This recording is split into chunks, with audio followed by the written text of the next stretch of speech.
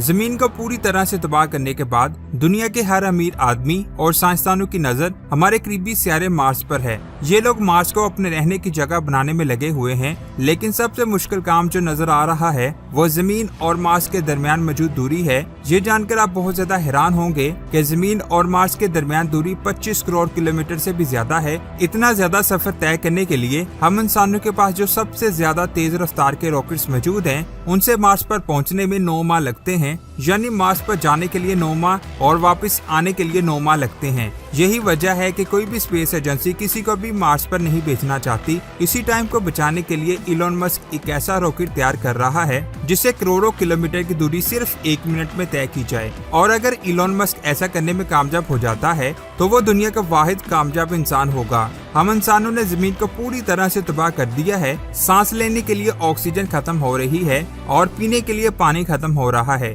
फसलें उगाने के लिए जमीन खत्म होती जा रही है। पहाड़, नदियां, समुंदर, मैदान, हर एक चीज को हमने गंदा कर दिया है। हम इंसानों को इस बात का अंदाजा हो चुका है कि अगर हमने अपने लिए किसी और सियारे को तैयार नहीं किया तो जमीन की गंदगी हमें एक दिन खत्म कर देगी। हम इंसान भी डायनासोर की तरह खत्म हो जाएंगे, लेकिन हम इंसान किसी भी तरह अपने वजूद को खत्म होते हुए नहीं देख सकते। बस यही वजह है कि दुनिया का हर अमीर आदमी और दुनिया भर की स्पेस एजेंसी अरबों रुपए इस बात पर खर्च कर रहे हैं कि किसी भी तरह हमारे सोलर सिस्टम में ही एक ऐसा सियारा ढूंढा जाए जिस पर लाइफ पॉसिबल हो। वहाँ खाने के लिए चीजें हो, पीने के लिए पानी हो, सांस लेने के लिए हवा हो। इन सब चीजों को देखते हुए साइंसदानों ने जो सियारा ढूंढा है वो हमारी जमीन से 22 करोड़ किलोमीटर से भी ज्यादा दूरी पर मौजूद है, जिसे हम रेड सियारा भी कहते हैं। दुनिया भर के अमीर लोग और स्पेस एजेंसीज में कंपटीशन शुरू हो चुका है कि मार्स पर सबसे पहले कौन जाएगा और कौन इंसानों की बस्ती बनाकर वहां पर हुकूमत करेगा। जमीन को छोड़कर दूसरे सियारे पर जाने की कोशिश इस तेजी से शुरू हो चुकी है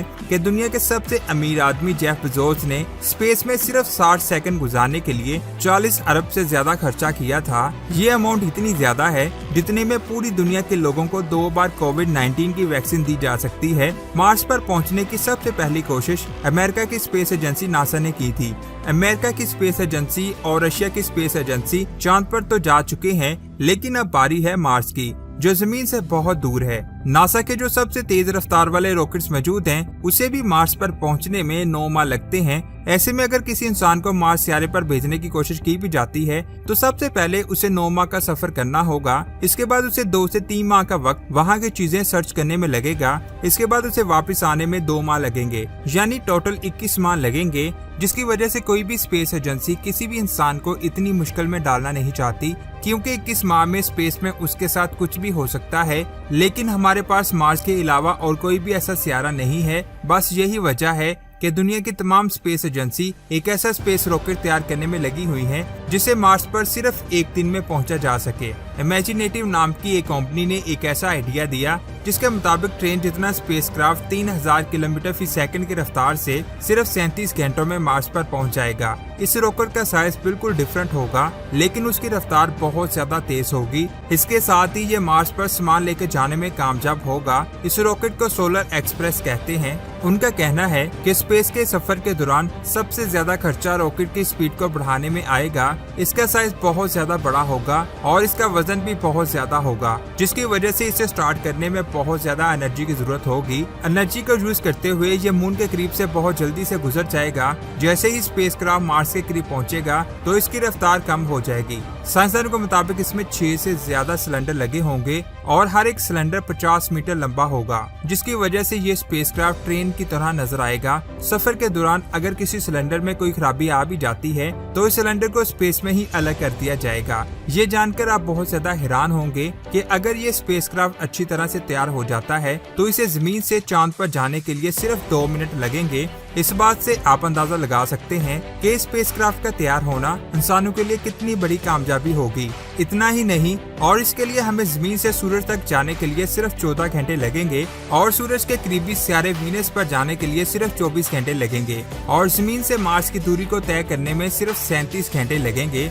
आज से कुछ साल पहले अमेरिका ने दुनिया का सबसे ताकतवर रॉकेट बनाने का दावा किया था, जिसे इलॉन मस्क की प्राइवेट कंपनी स्पेस एक्स ने तैयार किया था। लेकिन अफसोस इस बात का है कि जब लॉन्च के बाद ये रॉकेट स्पेस से वापस आया तो वो ब्लास्ट हो गया। इस रॉकेट को बनाने वाले साइंसदानों का कहना था कि इसी रॉकेट की मदद से इंसानों को चांद और मार्स पर भेजा जा सकेगा। इसकी स्पीड इतनी ज्यादा होगी कि अगर हम इसे स्टार्ट होते हुए देख लें तो हमारी आंखें चकरा जाएंगी।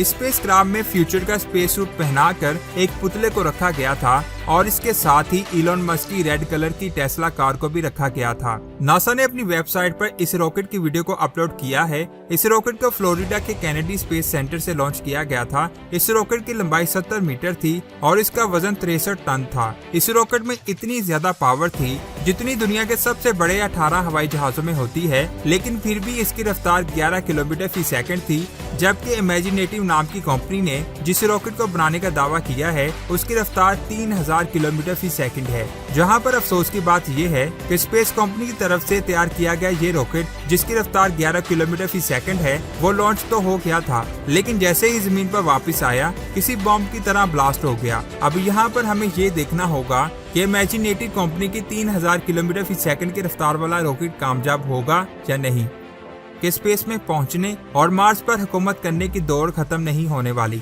बस यही वजह है कि दुनिया की तमाम स्पेस एजेंसीज रॉकेट बनाने में लगी हुई हैं। एक तरफ दुनिया का सबसे अमीर आदमी जेफ बेजोस अरबों रुपए खर्च करके स्पेस टूरिज्म को स्टार्ट करना चाहता है, तो दूसरी तरफ इलॉन मस्क मार्स पर इंसानों को बसाने की कोशिश में लगा हुआ है। अब देखते हैं फ्यूचर में क्या होता है, इनमें से कौन सबसे पहले मार्स पर कब्जा करेगा। आपको क्या लगता है नीचे कमेंट्स करके जरूर बताएं। वीडियो अच्छी लगी तो लाइक करने के साथ साथ हमारे चैनल को सब्सक्राइब करके बेल आइकन को प्रेस करें। अपना बहुत सारा ख्याल रखें। खुदा हाफिज।